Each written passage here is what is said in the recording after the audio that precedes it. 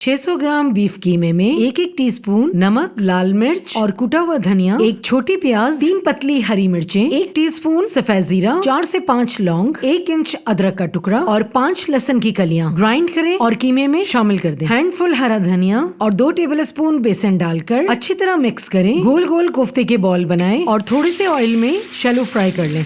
हल्की आंच पे पैन में हाफ कप देसी घी, आधा कप पानी, 1 टीस्पून नमक, लाल मिर्च पाउडर और पिसा हुआ धनिया, 1.5 टेबलस्पून अदरक लहसुन paste, 5 tablespoon tomato paste, 1 cup grind किया हुआ फ्राई प्याज और हाफ कप दही डालकर तेज आंच पे मसाले की भुनाई कर लें। 1 कप मिल्क, फ्राई किए हुए कोफ्ते, नमक पानी में उबला हुआ आलू और 10-12 मोटी पतली हरी मिर्चें डालकर 10 मिनट हल्की आंच पे पकने दें।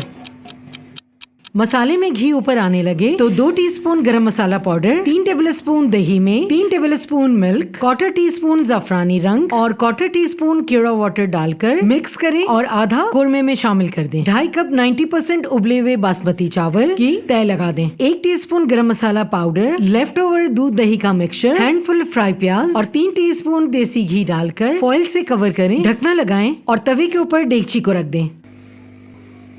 5 मिनट तेज आंच पर और फिर 15 मिनट हल्की आंच पे पकने दें और हमारा बहुत ही मजेदार कराची की मशहूर कोफ्ता बिरयानी बिल्कुल तैयार। मजेदार बिरयानी को प्लेट से डिश आउट करें। कोफ्तों की खूबसूरती बढ़ाने के लिए इन पर चांदी का वर्क भी लगा सकते हैं। मजेदार बिरयानी को सैलेड के साथ सर्व करें।